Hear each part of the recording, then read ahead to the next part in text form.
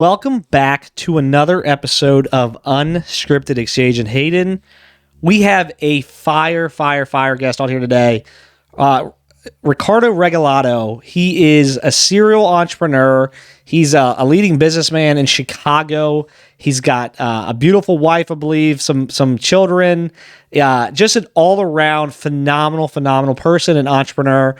Also a big proponent of the Latino business leadership. I checked that out on your LinkedIn, and I see you've been very active in that. So, we're super excited to have you on here today. Oh man, thank you guys. I'm we were joking, but I'm usually on the other side, so I appreciate being on this side. Good. Well, then you don't critique us too hard, okay? Then just don't critique us too hard. But I mean, I think there's a lot for us to unpack here today, Ricardo. There's several different avenues we could go, but today I really wanted to get a chance to know you better from an entrepreneurship standpoint, from what you're doing at Route with Route TV. I know you run your own podcast, Cleaning and Cocktails, which is, for anybody listening, is a phenomenal listen. Go check it out. Yeah, especially if you're in the cleaning industry or try to get in the service business in general. You don't have to specifically be in the cleaning industry to get some just amazing insight, tips, tools, resources.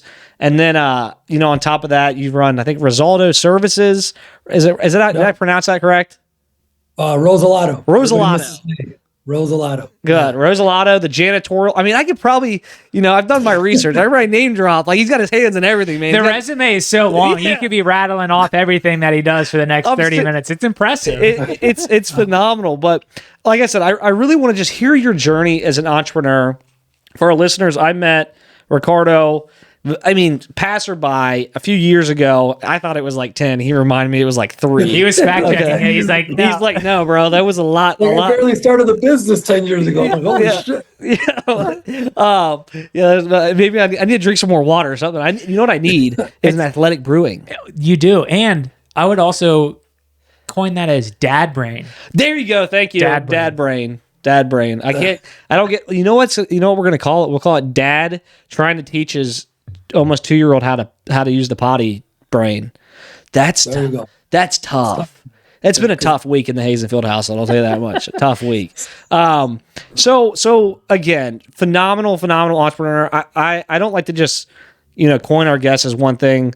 Ricardo, I've read a lot of your stuff you do on LinkedIn, a lot of the funds and movement you're involved in. I think Chicago 40 under 40, and you've been a huge mover in the Latino business area. I absolutely love that. I want to hear more about that. So if you don't mind, maybe just give us a quick background and kind of how you got into the cleaning industry, into entrepreneurship, and where you're going right now. Yeah, man. Absolutely. Thank you guys. I appreciate it. I love the name of this podcast, man. Unscripted Exchanges. This is like, this should be fun. We're a little biased, but we like it too. And I did not script that opening, in case you were wondering. Oh man. No, so yeah, you guys started literally 10 years ago. Well, I'm 100% Mexican American. My father was born in Mexico. He tried to come over here 3 times, failed all 3. 4th time, he made it, met my mom. The rest is history. I am here, right? So, no, my mother's she's Mexican as well. But she was born here in the States. Traditional family, right? I was actually the first in the family to go to college. Every single person before me was just a worker, blue collar, hardworking. I give much respect to my mom just because I saw her working hard, but I saw them both work hard, you guys, but I saw my mom work hard and move up the ranks and be a woman in the man's industry, manufacturing, right? Like I'd seen that there was something going on. Like she was just always busting her ass above and beyond. To this day. She's my HR director at the office right now. But my father was the other side, right? No English, never learned English, never learned how to read or write. Went to kindergarten for 2 days. That was that was his whole education that he got. So that's a guy that just worked hard for a $13, $10, $11 an hour job. Ended up making more money with me than he ever made in the last 40 years.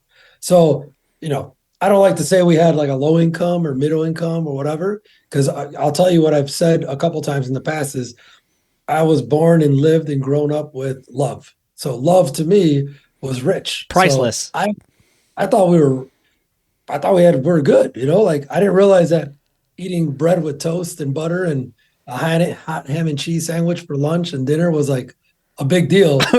Right. You were like, oh, I'm like starving. You're like, dude, I got good, Dude, I great look back, parents. Yeah, right. I joke with my mom and I'm like, "Ma, that's why I don't know how to cook." I'm like, "Man, you guys are so busy working." We joke about it. We do. We have fun with it now, but I didn't. You guys see, like, I never looked at. I never used that as an excuse. I went to school. I went to college.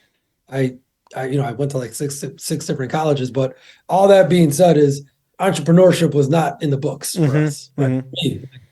I was just. I got out of college. I thought I was going to be a sports marketing agent. But I quickly realized there's moments in time that you realize, but I started to realize working corporate America, like Groupon, Inner Workings, are jobs that I had picked up here in Chicago. I had ideas. I had a lot of ideas, but I was an account manager told to stay in your box, right? Stay. You can't, don't go. You got to talk to upper management. Upper management needs to talk to this. And like a couple of years of that, and I was like, man, this sucks. Like I have some ideas I want to share. Like I want to get some credit. Can I share? And never worked out. So I acquired the cleaning company while I was in my last corporate job. On the job, I'd like to say thanks. You guys paid me to right. You basically funded your entrepreneurship life, right? You funded my entrepreneurial life, man. So, but yeah, 10 years ago, 2012 is when we got into the cleaning industry. And that is we acquired my cousin's cleaning company, a gentleman who did not speak English, and he was making $100,000 a year. So I was like, you combine my salary with my girlfriend's salary, which is not my wife. I was like, shit. Boom. Yeah, like he's making more money than we are. So we had no kids at the time, no real responsibilities other than each other. So we took the plunge, but very quickly learned I did not know what entrepreneurship meant, right? I didn't know my numbers. I didn't know that they were making that much money, not paying taxes. They weren't like, they were paying themselves and they were cleaning 24/7. So that was the first like aha moment, like shit, if I'm actually going to build something, and I say build because I would challenge you guys to start talking about, and this is something that I learned a year ago, is if you guys, for example, you guys are builders, not really entrepreneurs, right? So entrepreneurs, to me, like they launched one business, right? And then a serial entrepreneur that everybody coins, multiple businesses, but you guys keep building things, right? If you have a podcast, you have multiple businesses that aren't exactly alike. We've moved into builders, you guys, right? We're building. I love that. Ideas, building businesses. Yeah. And my buddy Ruben, I heard him say that, and I've been saying it ever since, because it is what we're doing. Yeah, we're building communities, we're building businesses, we're building people up, right? We're building content. So I like that word better, and we'll talk. Dude, we can riff on that for like a straight 4 or 5 hours. Like you're giving me goosebumps. You're getting me hyped up. I mean, I'm pretty easy to get excited too. Hayden could probably attest to that. I'm pretty excitable when I hear something I like, and there's a lot to, so keep rolling with it. Sorry, you got me pretty hyped up. But no, but that's, I mean, it's funny because starting a cleaning company, cleaning toilets, cleaning floors, cleaning it opened the door for all the other things, which I try to share that back to the industry, right? So, we grew our business very fast, but we grew it by using technology. And then our love for technology ended up being why I built Route. I just knew there was a better way. I hit a certain plateau, right? All small business owners, what happens? We are working in the business. We can't work on the business. And you're a hamster on a hamster wheel, right? So I thought technology was that key. But not just any tech. I wanted to build tech. I'm from Chicago. There's a huge tech incubator here. And I was challenged by a mentor of mine that said, hey, there's this new program. There's a pitch competition. It's 40,000. Stop talking about it and go do something about it. So I was like, okay, well, shit. All right. And I did it. And we won. That is what set the tone. Because I got to tell you, I never thought I would be able to win something like that because I'm non-technical. Right. I never launched a startup before. I barely knew what wireframes were. My stuff was like just chicken scratch. So when I did that, that literally was like a catapult. And it's funny because the program was called Catapult, and that's exactly what it did. Was it catapulted me into building? Because at that point, up until that point, I launched the one company, and me and my wife, I had my family. We were in a great position, just supported by everybody. But then that's where it's like, all right, cool, we could build this tech company. All right, cool, we can add more services and build another company, which we did, RCM. Okay, cool, we could do this as well. Like, man, you ever have those moments where you win and you're like, that's it, I've got a taste. I know what it is to win. I want to keep winning, right? So, and that's what we've been doing ever since, man. We've had many losses. We've had many failures. I have 4 websites that probably never made it off. I mean, never had a website visitor because it just never made it, but that's okay. Like, it's our job to come up with ideas and try to execute on them. And if they don't work, I mean, we can't be afraid, like that's the one thing that, like, I feel being an entrepreneur that starts to build and grow businesses, you start to almost forget what it is to lose or fail because you're so busy and that was yesterday. Like, let me move on to the next one because I learned. Like you really learn, man. It's cheesy as as people say, you learn from your failures, but because I learned. Dude, you guys, I've failed so many times, and even before my first business, like I remember. It's funny, like I look back and my family even jokes because my first jobs, no lie, guys, 19, selling cologne in the fake cologne in the dealership, in the gas station. Yeah. The guy that walks up with a bag and it's like, here's this cologne. Wait, that smells like Armani, but it's and I'm like, no, it smells it, smell it. So, try it. You gotta try it. Yeah, and and then I was slanging mortgages and trying to do real estate and training stocks. And my family started to say, like, Rick, what don't you do? Like, what are you getting into now? So for a moment, it was that feeling that, like, oh, it's Rick again. You got that family members. You guys are probably those family members. But like, oh, here we go. They got the crazy idea again. Yeah. Well, guess what? Now, if you notch up some wins, you're not that crazy anymore. I love hearing your story, Ricardo. This is fantastic stuff. This is going to be a fun conversation, and we knew that going in. I want to go back to a couple of call outs that you made. It sounds like, and maybe to this day, both your mom and dad are working through your enterprises. What did that mean to you when you were able to kind of help support them, bring them on board, and you're able to provide probably a much more stable form of income? And it sounds like probably changed your parents' lives based on where they were, historically speaking. No, man. Yeah, that's one of the best things that I've been able to do is I have 24 family members that work in the businesses. So that tells you how big our family is because I still have dude, some that don't. I want to come to a cookout with your family. I've heard the food is gas too. Just come to a company party. That's my family cookout. But no, it's been awesome, man. Yeah, like my father, late father. So my father did pass away a few years ago now.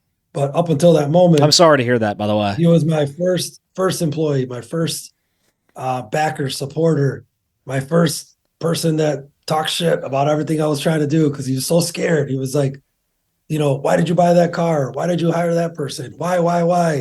Growth was scary for him. He wasn't used to this. And we were growing like crazy. And he was my first investor. So all the money he saved up, he gave to me for Route in the beginning years, right? So that's why I fight so hard for Route is because he's my first angel investor. So I got to make right by him, right? Our name of the company, my last name is Regalado. My cousin's name is Pedroza. So that's where Rosalado came from. So, best SEO you could get. You Google Rosalado, that's it. We're the only thing that comes up. Right. So, and then my mom, she had a 6-figure job up until about fifth year in business that we were in. And I got her to come into the company and she sacrificed to come on board, took a pay cut, took the luxury cut because she was doing pretty good and she was in Florida having fun, enjoying herself. But she wanted to come back and she wanted to be with us. And it was the right time. It was the right moment. Take her name off the resume. She does the job that a high performer can do and above and beyond. And she enjoys it. It's flexible. And now my brother, her son, my brother, he's our CFO. So now she gets to work with her 2 sons, so she's like on cloud nine.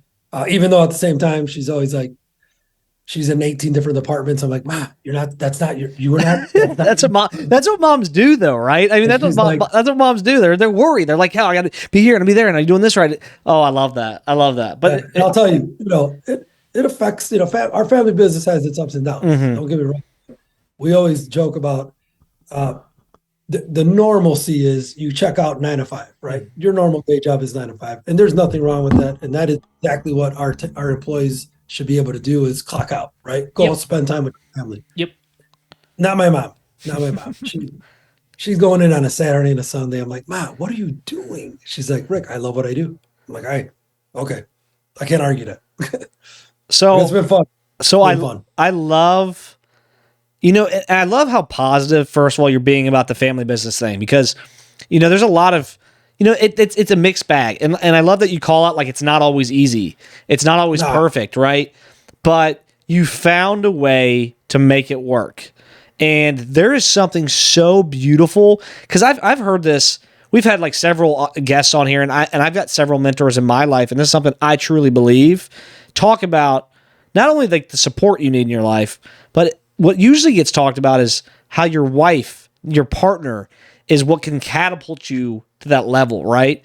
And I think what doesn't get brought up enough that you just hit on, and I've got chills talking about it, is the amount of support and love from a family that can help you get to those levels, right? The people that are saying, oh, you're the crazy one, you're this or that, but they're always there. They're always going to be there supporting you.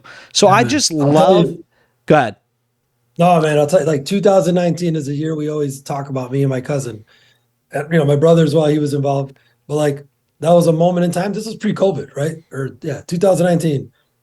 Shit got bad, right? I was taking a lot of risk and trying to grow the business, and route came into the picture, and I put us in a tough spot, right? Tough bind. And guess who was my number one person I would go outside, have a cigarette with, because I started smoking a lot when the shit get tense. I start to smoke. But my cousin Tony, right? My mom, my brother, my aunt, like when I had to get things off my chest and talk about, man, this month is going to be tough. We got to get creative, right? Let's pay that person late, pay that person on time. Don't pay that with a credit card. Those are tough conversations to have with your normal team. Not that the team can't take it, which we told our teams a lot. Our team has also been there and a rock for us, but there's also some things they don't need to know about. 100%. You don't need to put that on them, because that's too much information. But your family, you can. It makes you, it feels so good to be able to talk about the tough times, because, everybody talks about the good times, but there's a lot of tough times every day to this day, 3 days ago.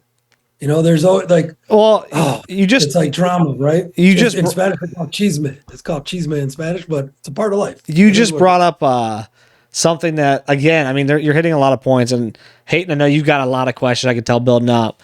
The one thing I just want to call back out and reiterate what you're talking about. We actually had a guest on, mentor of mine, Scott Jacobs, a few 6 or 7 months ago. And he was talking about every entrepreneur knows the months and the struggle when, you're worrying about making payroll. You're worried about just paying the next bill. Just how can you get the lights on? And that's a real reality of being an entrepreneur and building something and being a business owner, builder, whatever you want to call it. That's a reality that, as you said, you can't put that on like a lot of businesses. They can't go put that on, their mid management or their lower, laborers. They can't go say, hey, I know you're working your tail off and you're relying on this job to support your family, but by the way, we're really tight on payroll this month. That's just going to stress them out, right? And so for you to have that resource and that outlet of having family involved, where you said you can go outside and smoke a cigarette and say, man, we got to get creative. This is tough. Like that, that is huge. That is huge. That's priceless in itself. I mean, I love that you've got that, your family that you've got to support you and believe in you and be on the journey with you. And build. I mean, you're building a lot. That's just killer. We have our friends too. We have a lot of friends in the business that are considered family, right? And, they're not blood family, but they've been there in the beginning, and them too. A lot of them will ask those questions. That's what feels good too, is they'll ask us and sit us down, right? And be like, hey, where could we help this month? Like, is there anything we could be doing that could, take some pressure off of you guys? And because I think sometimes they do see when there's a lot of pressure, like you can't hide it, right? Like it's a reality that we deal with. And as entrepreneurs or builders, right, you can't turn it off. There is no work balance like life. I mean, it is, you chose to do this, or we chose to do this, right? Like, I'm sorry, like when people say, can you turn it off? I'm like, yeah, but it's like a pause button. It's not really off. Right. I can stop talking about it, but it's not going to stop going on up here. Oh, yeah. I love the family culture that you're discussing here with us. I guess one question that I have piggybacking onto all this is, what advice would you give to, an entrepreneur that is looking to maybe bring family members into the mix? You always hear, traditionally speaking, like you want to keep business separate from family. What advice would you give to someone around how it's a healthy balance to bring family into a business? I'm sure it's situational, but what thoughts do you have on that? Yeah. So, man, that's the first thing, like, especially a lot of cleaning business owners, right? They'll ask, how did you get to your size and how can I grow my business? And the first thing literally that I talk about, others may talk about sales, but I'm like, find somebody, if it's family or not. If it's family, I think it's better. But if it's not family, find the friend. Like, you need somebody, right? Like, at bare minimum, it takes two mindsets to build a company, right? You've got the external piece, and the person who could be out there talking, selling, marketing, being the client facing. And then it takes the internal mindset, like quieter, more structured, organized, able to get the shit done, execute, a little bit of an introvert, right? But you need two. So you'll never be able to build something by yourself. Like, if you do, God bless. But that means you have a great ass team around you. But I think it's very important to find somebody, like, like the Batman and Robin, right? Like, dude, you need somebody. And then you'll get luckier if you have more than one, in my opinion, right? Like, because I'll tell you, you're a mom and pop shop, right? They call it mom and pop size company. The critical piece, and I literally am going through it within the past couple of years, right? Is middle management. You could be a mom and pop for so long and have ownership, and then you could have the workforce and, like, the people executing. But that middle management, where they're not really owners and they're not in the field, they're a high caliber team member that is responsible for many facets of your business. How do you build them up? How do you lead them? How do you hold people accountable? Many family business owners or somebody who's started a business has never held somebody accountable. So you got to get taught, right? You got to learn.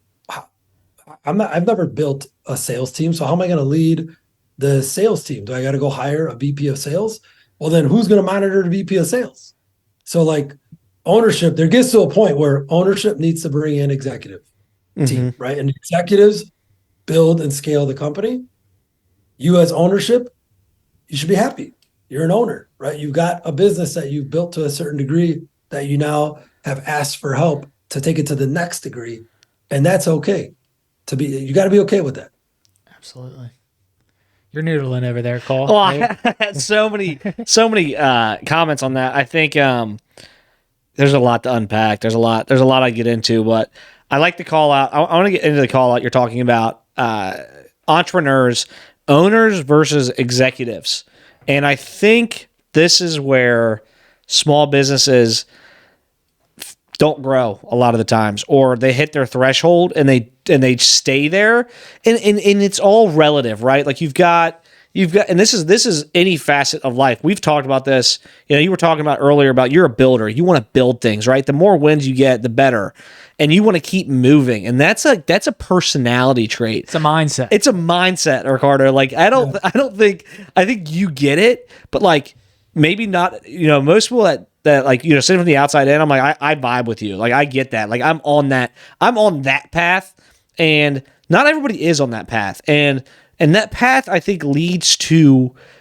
opening your eyes and saying, okay, what are my weaknesses, and what do I want to be putting my focus on, and how do I like grow this?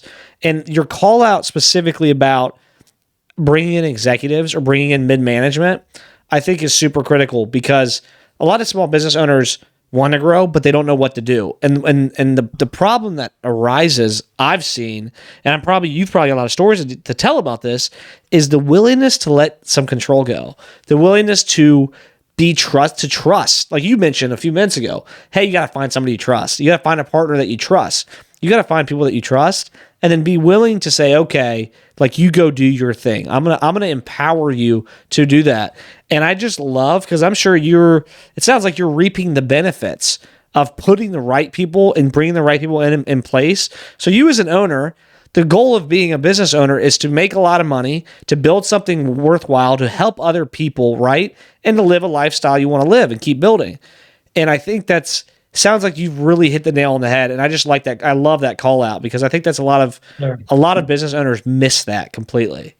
Yeah, but Cole, you know what, man? As you're talking, you make me think too. You're right though. Not everybody. So we're busy building, right? But I also have seen people be very successful at building the one thing, right? And they are a great C-level executive. They are that CEO that can, get higher education learning, bring in the resources for their C-level team, put in all the people in place, have that beautiful looking org chart, and end up building a beautiful company. Mm-hmm. But that's okay too. That happens as well, right? Like that's another thing. The org chart. I wish I would have known about org charts sooner. I didn't work on an org chart until like year 7. And at that time I was like, who's what, where, who goes where, who's in charge of what? Everybody's worried about titles. I joke, I got some team members, my cousin being one, my other partner in one of my companies. He's like, Rick, you're referred to as the founder and the co-founder and this and that. He's like, you know what I am? I'm the founder of my keys this morning. That's what I am. I'm like, what? He's like, I don't want to see executive this. I'm like, I found my keys this morning. That's what I did. I'm a plumber. I'm like, oh God, bro, you're so funny.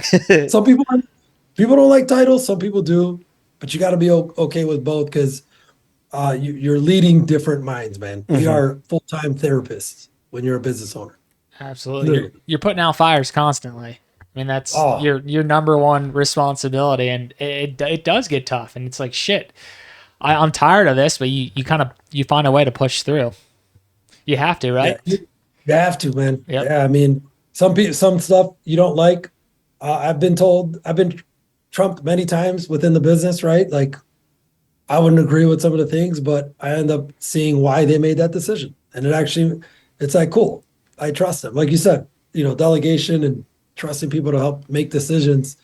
You may not agree with them sometimes, or you would have gone about it differently. But if you don't let go, I mean, you'll never grow. Like you can't. It's not possible. Dive into that a little bit further, if you don't mind, in terms of how do you approach when there is, conflict or someone's got a different perspective? Like, how would you approach that situation? I'm not reading off of an HR manual, by the way, with that question. I know it's a go-to question. How do you handle, stress or conflict? But like, what's your approach for that? What do you see in this drawing?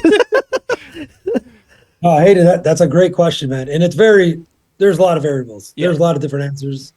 I like to think of one thing that I've just been talking to my brother about too, is like, think about perception, right? Or the way somebody receives information, right? We all know emails. You don't know how to take an email sometimes, right? Yeah. The tone of somebody's email can go many different ways. So in person is obviously always the best. But it's crazy how you could have meetings with people and they'll take it such a different direction. But it's because if you sit back and think about it, if you don't understand that person that you're trying to lead and that's on your team, you may think you are helping them. Hey, Cole, let's have a meeting real quick, man. Hey, I brought in Hayden over here and I brought in a couple other people. We're going to help you with this and we're going to help you with that. And we want to take this off your plate and bring us as leaders, or we're thinking we're helping. That person could be thinking like, I'm not doing my job. So I can't. So obviously I'm not doing my job. I'm probably going to get fired.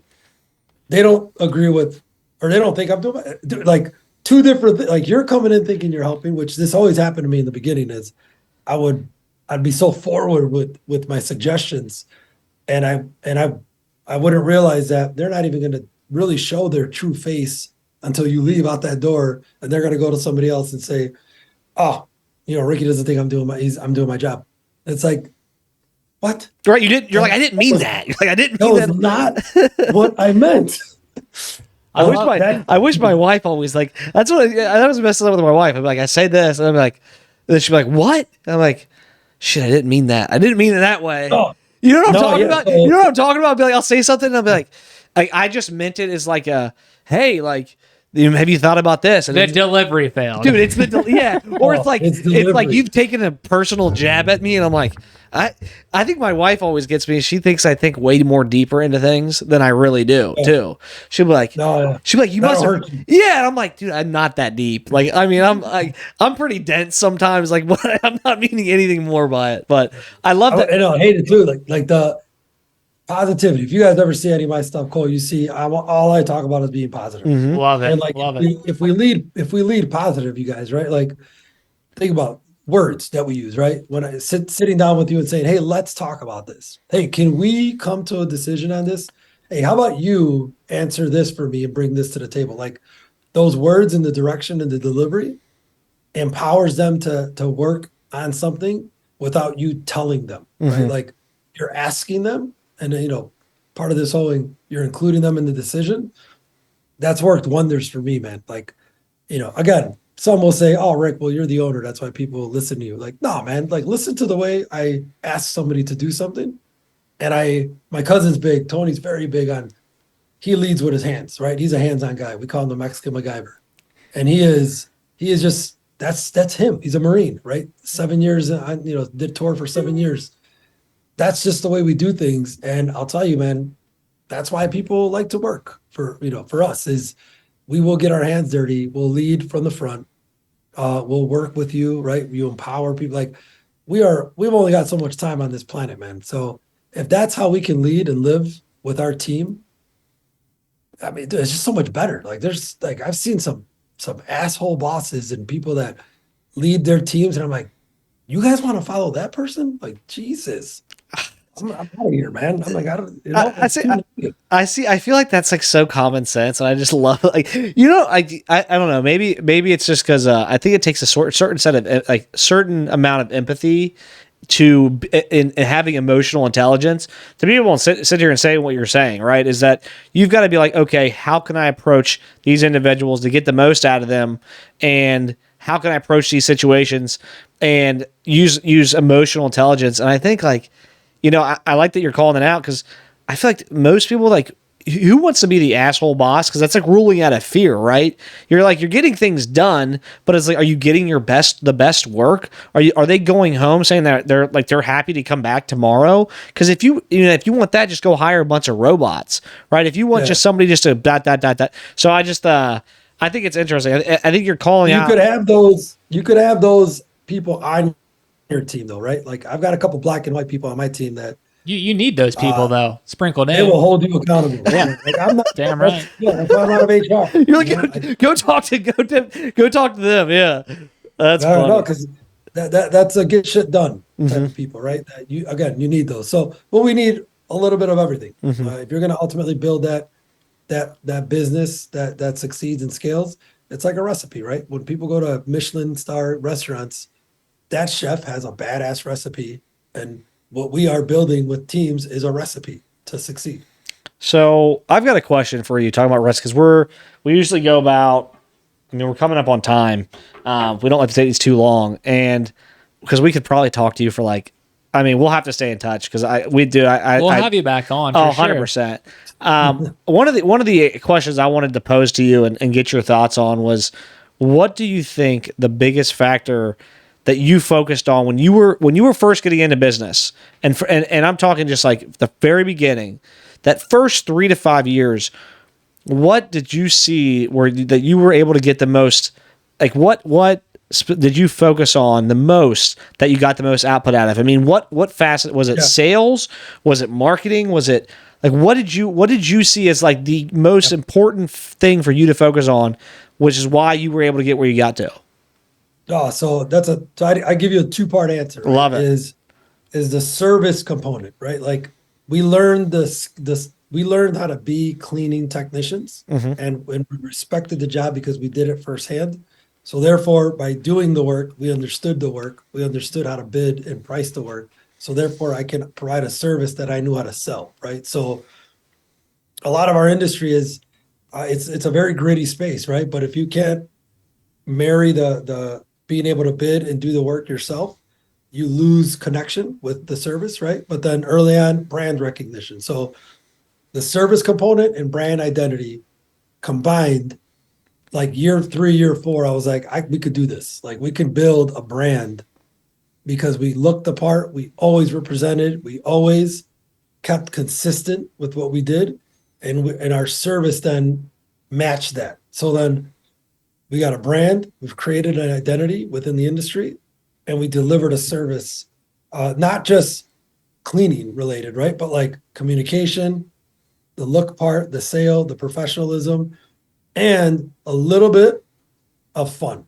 right? Like we really don't market in our business. We have no marketing right now because it's our culture and our brand. From back in the first, second, third year, we're that same company and we lead with it, right? So our story when we're presenting for $1 million contract or on route when I'm presenting to these $1 billion cleaning companies, like I go back to years 1, 2, 3. So then they get that sense of like, damn, I could trust this. Like this guy knows what it took to get to be in the thick of it. So you gain instant credibility and instant reliability because you've been there. You've talked about the beginnings. Whoever talks about the beginning, right, when they're trying to sell a big client, yeah, Right, they're talking about where we're at now, not where we started. Like, hey, yeah, dude. They're all, and I'm telling you, it's working. And I would tell people that's why you need to worry about the beginning. And I wish I would have documented more. I'm sad that I don't have as many photos and things, right?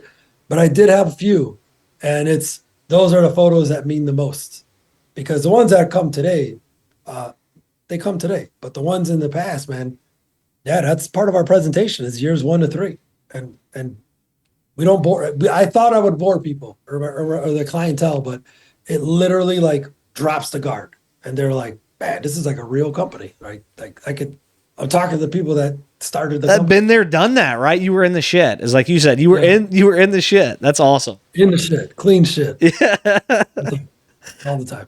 I've got another 2-part question for you. Apologies for the tough questions over here, but you seem like a very retrospective individual, and I think a lot of successful entrepreneurs are that way. You reflect on, what did I win? You don't necessarily treat failures as quote unquote failures. You kind of try to find the silver lining. Do you have a certain practice for doing so? And then part 2 to that question is like, what is something that you've recently kind of changed your mind about, or you've learned over the last, 6 to 12 months? Yeah. So I'll answer the second one first. So like things that I've learned in the past 6 to 12 months, because I used to talk about delegation and talk about trust, right? But then my team would be the first to laugh and say like, you're not going to get Ricky out of this, or you're not going to get him out of that. But I've begun to practice time blocking, right? And I've begun to practice like commitments, right? So like I commit to my wife all the time, 6 p.m. If I can, and I'm going to do my hardest, but I'm going to be home by 6, because 6 to 8, I got time with the boys. I got time with you, because it's the at home situation for builders and entrepreneurs that will really take a burden on you, because you're trying to work on the business and multiple businesses and you're growing, but you got this in the back of your head telling you, damn, I made it home late last night. I didn't get to see the kids, or I haven't really talked to my wife in like 4 days because I've been so busy. Like, we got to get that right. And again, remember I said, I was the first to tell you balance is, it's not in the books as entrepreneurs and builders, but time blocking is, right? Like you literally could say, and your team will respect that. Their team will say, because it happens, you guys, like the last year and a half, maybe 2 years, my team will say, get out. You got to go. Hey, it's 6 o'clock. Mario's going to kick your ass. You got to go. That's awesome, right? Because then they set me up for success. Because if you don't, then you're going to get home. Your wife's pissed. Your kids are going to be upset. You wake up. You're going to go back to the office. It's on your mind. It's on your mind, right? Right. It's on your mind constantly. Like it's that battle. I think every person that's trying to grow and get somewhere struggles with is finding. Every high performer, I'm jumping in, Yeah. tries to find that balance of, I'm striving for more, but you also have to take care of the family and what's going on at home. Because if you have a damaged family or house relationship, that's going to bleed into your work, and then it's going to cause all sorts of fucking nightmares. Yeah, because think about what do we always, I mean, I know we always say, and, we allow it, but to a degree, but we know people have issues, people have problems at home, but you always do say what? Don't, leave your problems at the door. Yep. So if you say that to everybody else, then you got to do it too as the business owner and the leader. But it is hard, man. It's hard every day. Like, I would love to be home at 6 every day, but if I don't, yesterday, for example, I left from 6 a.m. I got back at midnight, but I made up for it this morning. I didn't leave till 9, right? Because, I knew that I was out late. So again, we can determine our schedules. So we got to do a good job at determining. And then the first part, Hayden, what was the first part or the first question? It was more so like, how do you go about reflecting on wins and losses? Like, do you journal, or how do you go about doing so? If I showed you my journal, it's page 1 still, man. I'm trying to write it. I'm trying to write my playbook, and it's on page 1. There's no big secret diary that I can get my hands on or anything like that. No. It's a unicorn diary. It's I got chicken scratch. But no, man. You know what? I celebrate the wins, man. Like, you just saw Cole. Maybe you saw me post over the weekend, right? Like, I had a big win last week on Friday. that pitch competition, baby. Congrats, Right? man. So I celebrate those, not to boast and but to share that, you can win. You can win, and you can share about you win, because when you throw it out there, good things can come back. And on top of that, your losses too. So it's okay. I know we're not a society that shares our losses a lot. I don't. I'd be lying to you if I said for every 9 posts of wins, I'll share one of my losses. Just because you don't have to, but at least when you look at a loss, and I share the losses with the team, and what we'll do is we'll dive deep. Like, why did we lose? If we at least know why we lost, it's okay, because then we can learn from it. I hate to lose and you don't know why. Like, that's the worst thing. It's the worst loss, because it's like, man, then you're guessing, you're assuming, you're like, assumption. Did we do that, or why did I do that? Just address it, address the losses, talk about it. We're big on talking. A lot of the team, when you hold back and the rest of your team doesn't share, it's not healthy. It doesn't help the situation, because then it's going to build up, and then it builds up, and then it builds up. And then by the time you do share it, it's too late. Like, it's like, now you're upset. Now you're saying things you shouldn't say. So we talk about it, but we keep those things internal, right? We keep a lot of things internal with the team. You don't got to share all those. Again, there's enough negativity out there. Absolutely. Let's keep sharing the positive shit. I love that. Good communication, and just be transparent in your communication. It's good stuff. Yeah. Fantastic stuff. It is. Do you want to do a couple of quick hitters? Yeah, I wanted to say one more thing, just to cap that off. What is failure and losing? What does that mean to you? Because we've talked about this, and you've mentioned it, and what is like, and I'm asking that specifically because I kind of leading you into an answer. I think you're gonna give. I get that vibe. But when you say failure, what is a failure to you? Like, what does that mean? Failure equals opportunity, man. Equals opportunity to build on. Mm-hmm. And literally every time, anytime anybody talks about a failure in the office, I ask them in return, well, then what's the opportunity? I was hoping that was a softball for him. I mean, I do. I could just tell, and you've talked about it a lot. It's failure's all perspective and how you look at it. You either fail and you quit, or you fail and you get better. And I think that's just an awesome message. Well, it's been in his tone and message all night. You could be all doom and gloom and, pout and be like, the world's coming to an end, or shit, this is a huge opportunity. Let me, have a positive spin on this. So love it. Yeah. Great perspective. It turns into building blocks, right? It really does. It turns into building blocks. Absolutely. So we've got few quick hitters that we always wrap up with. I can't think of any good ones. I got a couple of good ones real quick. I got no good ones. So do you enjoy sports? First off, okay. What would you prefer seeing because I think you're in the Chicago area, baseball or basketball? Basketball. Basketball. All right. Who's your favorite NBA player? I mean, it was Jordan, Kobe, and all them, Yeah. but I'd say right now, Nikola Jokic. He's a Joker fan, I can tell. Nicole, he's a beast, Dude. though. He's He's a not my dog. type of player, though. I'm not a big guy. Yeah. I would say, oh man, you got me because I like so many of them.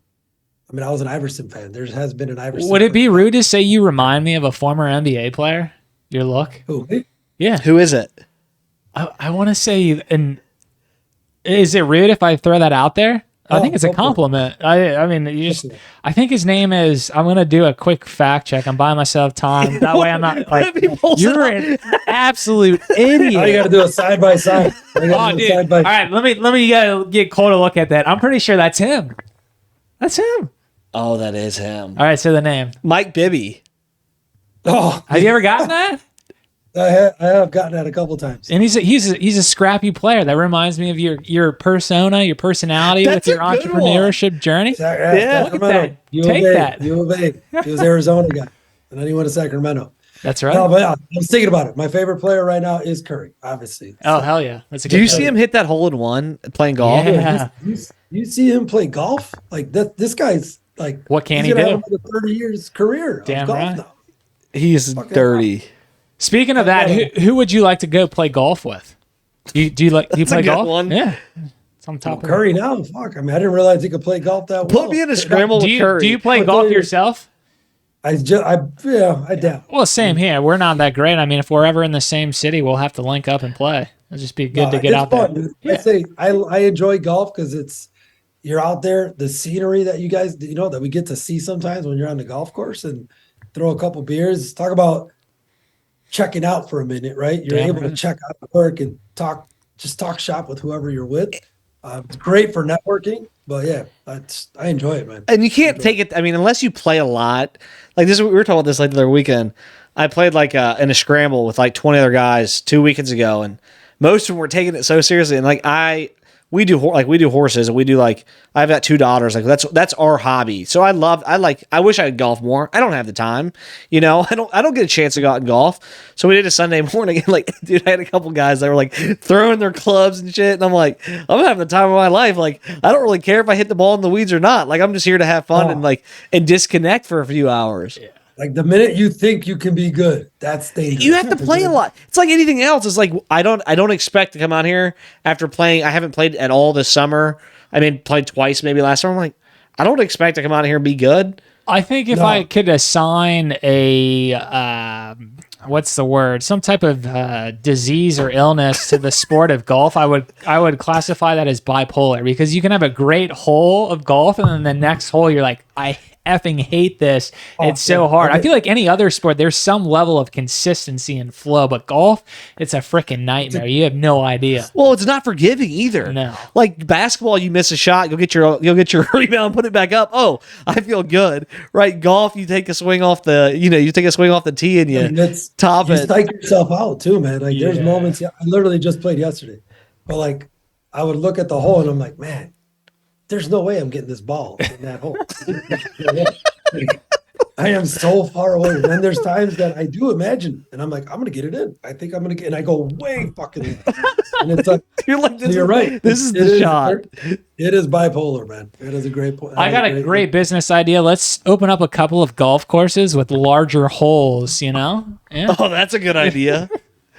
Who knows? Mental. And everybody gets a trophy at the end. No, not that part. Not that part. It's like I'm all for trophies and everybody having fun, but it's like what's it called? The participation trophies that everybody gets nowadays and stuff. Like You're getting us too far into the weeds. Let's wrap things up here real quick. One last quick hitter. Do you prefer? Well, 2 last quick hitters. Do you prefer day or night, or do you like the beach or a lake? Day beach. All right, amen to that. amen to both of I get those. back. I can get on that. I'm a day drinker. I like the day drink. Yes, sir. Oh, so there you go. Nothing better than a day drink on a beach. Hell yeah. Yeah, because it hits different too in the sun. Yeah. Like It's different. Yeah, you think I totally vibe with that. I love it. Well, I think that's it, man. I think we're going to wrap it up. This was an unbelievable episode. Thank you so much for coming on. For our listeners that are tuning in, you can find Ricardo on LinkedIn. He runs several businesses. Route, We'll which is plug them all and in our socials as well. Yeah, I was going to plug them right now real quick. Route, which is his software business they do everything. They provide an all-in-one package for the cleaning industry. It's an unbelievable platform. I think you guys just won a pitch competition just last week, I think. Regalado Services is a commercial cleaning company right in the greater Chicago area. So check him out on LinkedIn. We'll provide all of his contact information and some follow-up posts. But dude, thank you so much for coming on. This was awesome. I appreciate you guys, man. Thank you so much for having me on. Rock and roll, Thanks, brother. man. Take care.